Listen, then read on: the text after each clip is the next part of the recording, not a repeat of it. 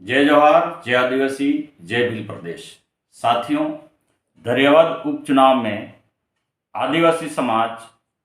अपने निर्दलीय उम्मीदवार थावरचंद मीणा को लेकर के चुनावी मैदान में है। आदिवासी समाज ने आम राय से सर्वसम्मति से थावरचंद मीणा को निर्दलीय उम्मीदवार के रूप में धैर्यवाद के उपचुनाव में चुनावी मैदान में उतारा है। थावरचंद मीणा के साथ समस्त आदिवासी समुदाय का समर्थन होने की वजह से थावरचंद मीणा इस समय एकमात्र ऐसे उम्मीदवार है जो कांग्रेस एवं भारतीय जनता पार्टी जैसी स्थापित पार्टियों को खुली टक्कर दे रहे हैं। इस संबंध में मैं कुछ निवेदन करना चाहता हूं। साथियों, क्यों आदिवासी समुदाय को राजनीति करने के लिए विवश होना पड़ा? पिछले 70 वर्षों तक दक्षिण राजस्थान के आदिवासी क्षेत्र में कांग्रेस एवं भारतीय जनता पार्टी ने बारी बारी से शासन किया। आदिवासियों ने खुले दिल से लंबे समय तक कांग्रेस को समर्थन दिया और इसके बाद में भारतीय जनता पार्टी को भी समर्थन दिया और कांग्रेस और भारतीय जनता पार्टी की सरकारें बनाने में सहयोग किया। लेकिन पिछले 70 वर्षों में आदिवासी समुदाय के बुद्धिजीवियों ने यह देखा कि कांग्रेस और भारतीय जनता पार्टी की सरकारों ने आदिवासी क्षेत्र में 5वीं अनुसूची आर्टिकल 244(1) के प्रावधानों को 100% लागू नहीं किया और कांग्रेस और भारतीय जनता पार्टी की सरकारों ने संविधान की अवहेलना की, संविधान के प्रावधानों का खुला उल्लंघन किया और इस वजह से आदिवासी क्षेत्र जो है वो पिछड़ा हुआ रह गया, अविकसित रह गया। आदिवासी समुदाय के बुद्धिजीवियों ने, पढ़े लिखे, शिक्षित बेरोजगारों ने आर्टिकल 244(1) 5वीं अनुसूची के प्रावधानों को समझा, उनके फायदों को अनुभव किया, देखा और पिछले 10 वर्षों से निरंतर आदिवासी समुदाय के बेरोजगारों ने, युवाओं ने, शिक्षितों ने, बुद्धिजीवियों ने निरंतर कांग्रेस और भारतीय जनता पार्टी की सरकारों से यह मांग की कि आदिवासी क्षेत्र में 5वीं अनुसूची पूर्णतया लागू की जाए। लेकिन कांग्रेस और भारतीय जनता पार्टी की सरकारों ने 5वीं अनुसूची और आर्टिकल 244(1) को लागू नहीं किया, बल्कि उल्टे 5वीं अनुसूची और आर्टिकल 244(1) की बात करने वाले जो आदिवासी बेरोजगार हैं, शिक्षित हैं, बुद्धिजीवी हैं, उनको नक्सली और हिंसावादी ठहरा करके उनके विरुद्ध कानूनी कार्रवाइयां करने का प्रयत्न किया। साथ ही कांग्रेस और भारतीय जनता पार्टी में ऐसे आदिवासी विधायक चुन करके गए जिन विधायकों ने विधानसभा में कभी भी 5वीं अनुसूची और आर्टिकल 244(1) की चर्चा नहीं की और सरकारों को मजबूर नहीं किया आदिवासी क्षेत्र में 5वीं अनुसूची के अनुरूप कार्य करने के लिए। आदिवासी क्षेत्र में विधानसभा एवं लोकसभा में पारित किसी भी प्रकार के कानून कायदे जो हैं वो बिना जनजाति सलाहकार परिषद की सलाह के लागू नहीं होते हैं। लेकिन कांग्रेस और भारतीय जनता पार्टी की सरकारों ने आदिवासी क्षेत्र में जनजाति सलाहकार परिषद को अपने हाथों की कठपुतली बना करके रखा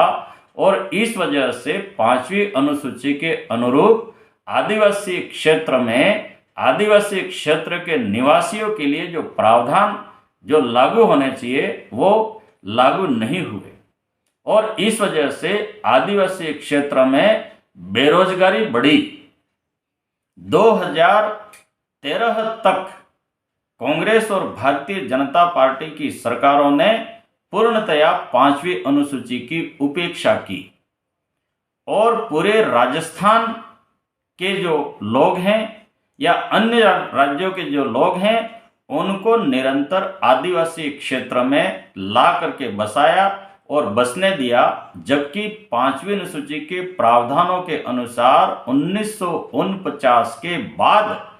आदिवासी क्षेत्र के बाहर का कोई भी व्यक्ति जो है वो आदिवासी क्षेत्र का अस्थायी निवासी नहीं हो सकता है। लेकिन कांग्रेस और भारतीय जनता पार्टी ने बाकायदा बाहर के लोगों को यहां पर मूल निवास या सद्भावी मूल निवासी के सर्टिफिकेट देकर के स्थानीय का लाभ भी देना शुरू किया और इस वजह से आदिवासी क्षेत्र का अस्तित्व आज संकट में आ गया है। साथियों, 1951 की जो जनगणना है उसके अनुरूप आदिवासी क्षेत्र में केवल 4% गैर आदिवासी थे और 96% आदिवासी था। लेकिन 2011 की जनगणना में यह देखा गया कि आदिवासी क्षेत्र में गैर आदिवासी की जनसंख्या जो है वो 27% हो गई है और आदिवासी 73% हो गया है। इसका मतलब साफ जाहिर है कि 23% गैर आदिवासी आदिवासी क्षेत्र से बाहर का यहां पर आकर के बसा है, जो असंवैधानिक है। और 1970 तक जो बाहर से यहां आ करके लोग बस गए उनको बकायदा राज्य सरकार ने सद्भावी मूल निवासी सर्टिफिकेट देकर के स्थानीय का लाभ देना शुरू किया और इस वजह से 5वीं अनुसूची के अनुसार आदिवासी क्षेत्र में जो आरक्षण की व्यवस्था है 45% आदिवासी, 5% एससी और 50% अनारक्षित या सामान्य कोटा। उस सामान्य कोटे में केवल 4% जो 1950 से पूर्व के यहां पर गैर आदिवासी रह रहे हैं उनका हक बनता है और उनके नौकरी लगते हुए अगर सीटें बचती है तो उन सीटों पर आदिवासी का अधिकार होता है। अगर ये प्रावधान ईमानदारी से लागू होते हैं तो आदिवासी क्षेत्र के समस्त निवासियों के लिए फायदा है और आदिवासी क्षेत्र के सभी निवासियों की बेरोजगारी जो है वो दूर हो सकती है। लेकिन कांग्रेस और भारतीय जनता पार्टी की सरकारों ने इन प्रावधानों की उपेक्षा की और इसी तरीके से अगर आदिवासी क्षेत्र में बाहर के लोग यहां आकर बसते रहे तो एक दिन 50% से ऊपर सामान्य वर्ग की संख्या हो जाएगी और आदिवासी क्षेत्र खत्म हो जाएगा। और आदिवासी क्षेत्र खत्म हो गया तो आदिवासी का 45% जो मिल रहा है वो खत्म होगा और एससी का 5% मिल रहा है वो खत्म होगा और सामान्य कोटे में आदिवासी क्षेत्र के ही सामान्य या अनारक्षित जो लोग हैं उनको जो अवसर मिल रहे हैं वो अवसर भी खत्म हो जाएंगे। तो आदिवासी क्षेत्र को बचाना आदिवासी क्षेत्र के प्रत्येक निवासी की पहली प्राथमिकता होनी चाहिए। लेकिन भारतीय जनता पार्टी और कांग्रेस से चुने हुए जो विधायक जयपुर या विधानसभा में जाते हैं उनको कांग्रेस और भारतीय जनता पार्टी के हाई कमान आला कमान है वो 5वीं अनुसूची और आर्टिकल 244(1) के प्रावधानों के पक्ष में बोलने ही नहीं देते हैं और इस वजह से आज आदिवासी क्षेत्र पूर्णतया संकट में आया है। मैं सभी निवासियों से कुछ बातें स्पष्ट करना चाहता हूं कि आदिवासी क्षेत्र सुरक्षित रहेगा तो आदिवासी क्षेत्र के सभी निवासियों के हक और अधिकार सुरक्षित रहेंगे और आदिवासी क्षेत्र को अगर सुरक्षित रखना है तो आदिवासी क्षेत्र के सारे निवासियों को कांग्रेस और भारतीय जनता पार्टी जैसी जो राष्ट्रीय पार्टियां हैं उन पार्टियों के मायाजाल से बाहर निकल करके सामाजिक स्तर पर राजनीति की शुरुआत करनी होगी, जो शुरुआत आदिवासी समुदाय पिछले 3 वर्षों से कर चुका है और आदिवासी समाज की जो सिलेक्शन प्रणाली है, उस प्रणाली के तहत आदिवासी क्षेत्र में 2 विधायक राजकुमार जी रोत एवं राम प्रसाद जी डिंडोर पहले से विधानसभा में आदिवासी समाज ने पहुंचाए हैं। 4 प्रधान डूंगरपुर में बने हैं और 15 जिला परिषद एवं 99 पंचायत समिति सदस्य जो हैं वो आदिवासी समाज की ओर से बाकायदा सेलेक्ट हो चुके हैं और वे कांग्रेस और बीजेपी की गुलामी से मुक्त हो चुके हैं और वे अब समस्त आदिवासी क्षेत्र में कांग्रेस और भारतीय जनता पार्टी के विरुद्ध आदिवासी समुदाय ही नहीं, आदिवासी क्षेत्र के तमाम निवासियों को संगठित करने के लिए प्रयासरत। एक गलतफहमी आदिवासी समाज के लिए, आदिवासी परिवार के लिए कांग्रेस और भारतीय जनता पार्टी के सामान्य वर्ग के नेताओं और आदिवासी नेताओं द्वारा फैलाई जा रही है कि आदिवासी समाज जो है वो गैर आदिवासियों के विरुद्ध संगठित हुआ है और आदिवासी परिवार या आदिवासी समाज जो है वो नक्सलवाद या आदिवासी क्षेत्र में सामाजिक समरसता को बिगाड़ रहा है। ऐसा कुछ भी नहीं है। ये गलतफहमियां कांग्रेस और बीजेपी अपनी राजनीति को जिंदा रखने के लिए आदिवासी क्षेत्र में फैला रही है। आदिवासी समुदाय के भीतर भील राणा पूंजा का खून है और भील राजा राणा पूंजा है। उन्होंने हल्दी घाटी के युद्ध में अकबर के विरुद्ध आदिवासी क्षेत्र के समस्त निवासियों के साथ कंधे से कंधा मिलाकर के लड़ा था। आदिवासी समुदाय अपने पुरखों, अपने पूर्वजों के नक्शे कदम पर आज भी चल रहा है। आदिवासी क्षेत्र के समस्त निवासियों को आदिवासी समुदाय के संगठित होने से किसी भी तरीके से घबराने की आवश्यकता नहीं है, बल्कि आदिवासी समुदाय को साथ देने की जरूरत है। आदिवासी क्षेत्र में भले ही अभी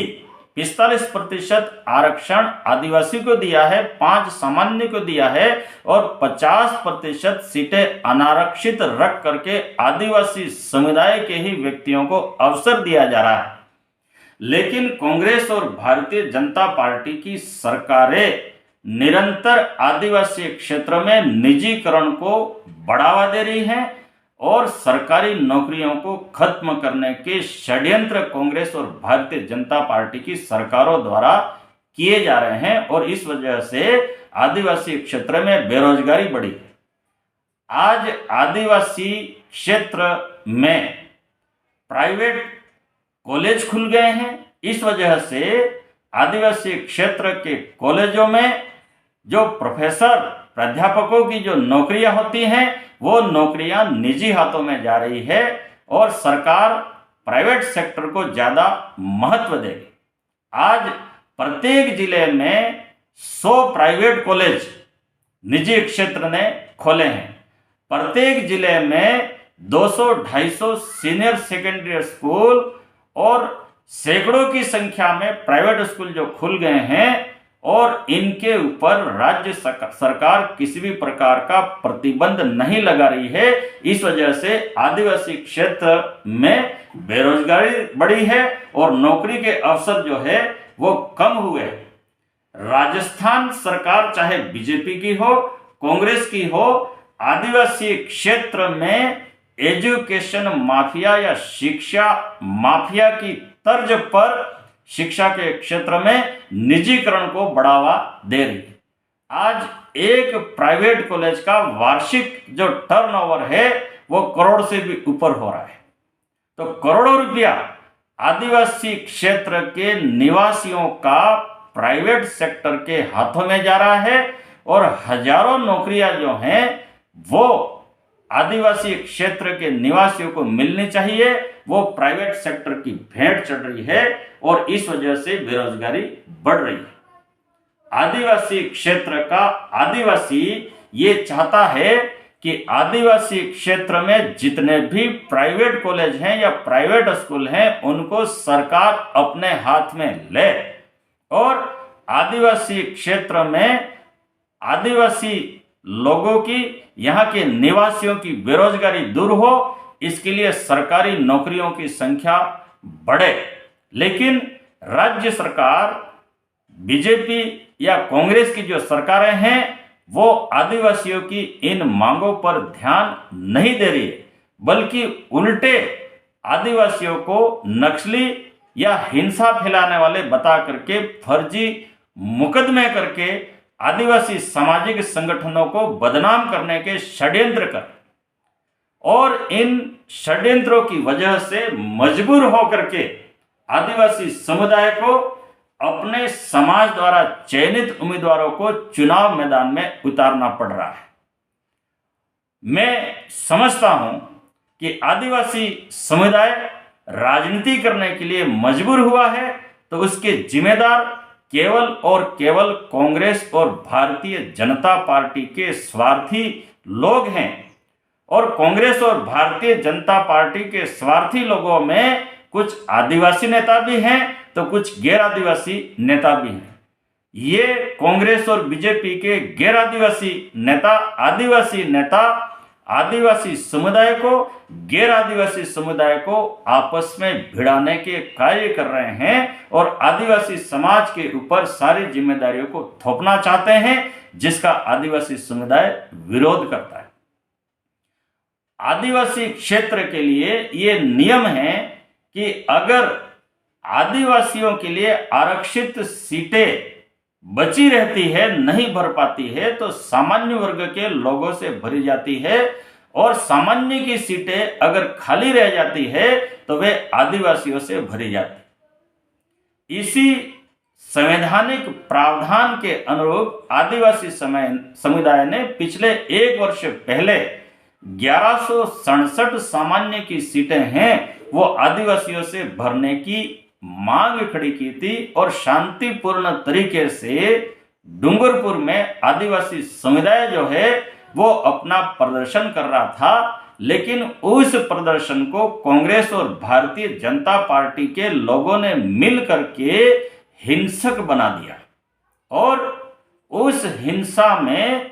राज्य सरकार द्वारा चलवाई गई गोली से आदिवासी समुदाय के 2 मासूम बच्चे मारे गए। मैं सोचता हूं राज्य सरकार को ऐसा सख्त कदम उठाने की जरूरत नहीं थी। आदिवासी समुदाय से चर्चा करने की आवश्यकता थी। आदिवासी समुदाय के जो अगुवा लोग हैं उनसे बातचीत करने की जरूरत थी। लेकिन कांग्रेस की राजस्थान सरकार ने आदिवासियों से चर्चा करना उचित नहीं समझा, और राजस्थान पुलिस में चुने हुए पुलिस के जो शूटर हैं उनको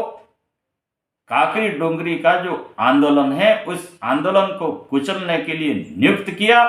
और उस आंदोलन में पुलिस की गोली से 2 मासूम आदिवासी बच्चे मारे गए। ऐसे हत्यारी जो साजिशें करने वाली सरकारें हैं उन सरकारों के खिलाफ आदिवासी समुदाय जो है वो संगठित हुआ है। आदिवासी समुदाय ने इसी वजह से दरियावद उपचुनाव में आम राय से अपना उम्मीदवार तय किया है, थावरचंद मीणा को, जो चुनावी मैदान में है। आदिवासी क्षेत्र में राजस्थान में कांग्रेस और बीजेपी की सरकारों ने अपनी गलत नीतियों की वजह से बेरोजगारी को बढ़ावा दिया है। उस बेरोजगारी को दूर करने का आदिवासी समुदाय के पास में एक ही उपाय है कि आदिवासी समुदाय आदिवासी क्षेत्र में 17 विधायक आदिवासी की आम राय से तैयार किए हुए विधानसभा में भेजे। और इसी कड़ी में दरियावद उपचुनाव में आदिवासी समुदाय की ओर से थावरचंद मीणा जो है वो चुनावी मैदान में है। आदिवासी समुदाय के तमाम बुद्धिजीवी, शिक्षित, बेरोजगार, जागरूक जो साथी हैं उन सब से मैं निवेदन करना चाहता हूं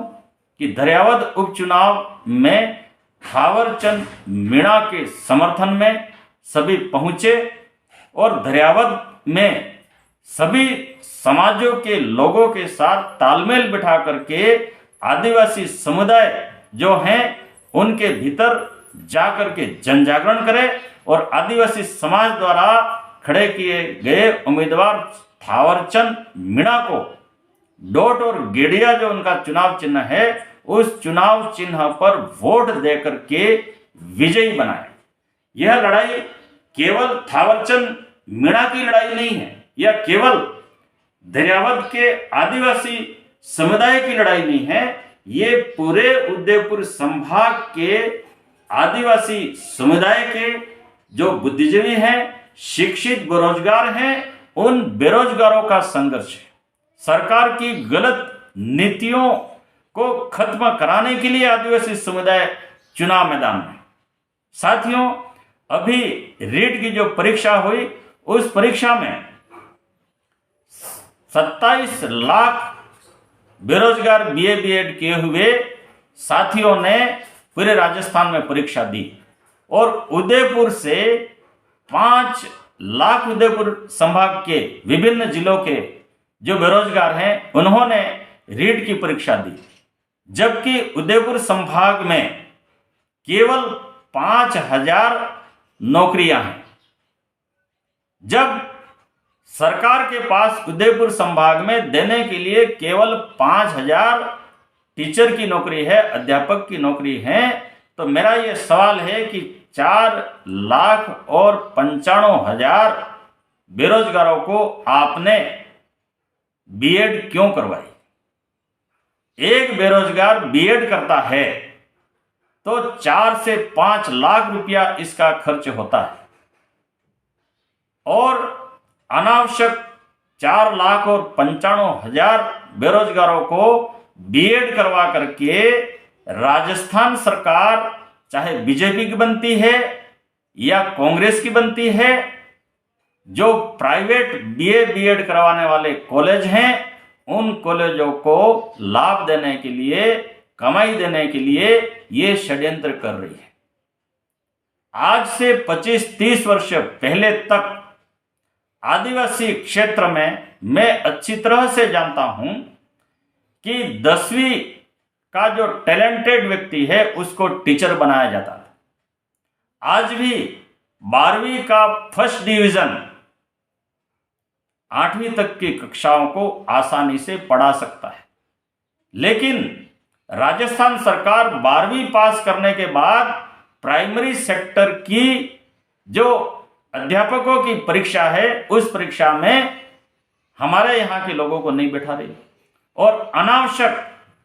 आदिवासी क्षेत्र के जो लोग हैं उनके ऊपर आर्थिक बोझ डाला जा रहा है। और ये सब जो एजुकेशन माफिया हैं, जो शिक्षा माफिया हैं, जो करोड़ों रुपया भारतीय जनता पार्टी या कांग्रेस को चंदा देते हैं, उनके दुकानें चलाने के लिए राजस्थान सरकार जो है वो कार्य कर रही है। आदिवासी क्षेत्र में आमूलचूल परिवर्तन के लिए, आदिवासी क्षेत्र में जल, जंगल और जमीन पर आदिवासी क्षेत्र के निवासियों के अधिकार के लिए आदिवासी समाज संगठित हुआ है। मैं उदयपुर संभाग के समस्त बेरोजगारों से ये निवेदन करना चाहता हूं कि सभी दरियावद उपचुनाव में दरियावद की जो आम मतदाता हैं उनको जागरूक करने में सहयोग करें, मदद करें। आदिवासी समुदाय द्वारा खड़े किए गए उम्मीदवार थावरचंद मीणा को जितवाने के लिए दिन रात एक करें और आदिवासी क्षेत्र की उपेक्षा करने वाली कांग्रेस और भारतीय जनता पार्टी जैसी जो राजनीतिक पार्टियां हैं, उनको आदिवासी क्षेत्र से खदेड़ने के लिए, उनको आदिवासी क्षेत्र में खत्म करने के लिए सारे ही आदिवासी क्षेत्र के निवासी जो हैं वो दिन रात एक कर दें। सभी साथियों से मेरा आग्रह है कि यह आदिवासी समुदाय नहीं, आदिवासी क्षेत्र के तमाम निवासियों के लिए एक प्रतिष्ठा का विषय है। आदिवासी क्षेत्र की तमाम जो समाज हैं, उन समाजों को भी आदिवासी समाज द्वारा तय किए हुए उम्मीदवार भाई थावरचंद मीणा के समर्थन में वोट देने के लिए, वोट दिलवाने के लिए आगे आना चाहिए। सभी साथियों को मेरी तरफ से एक बार जोहार। जय आदिवासी, जय भील प्रदेश।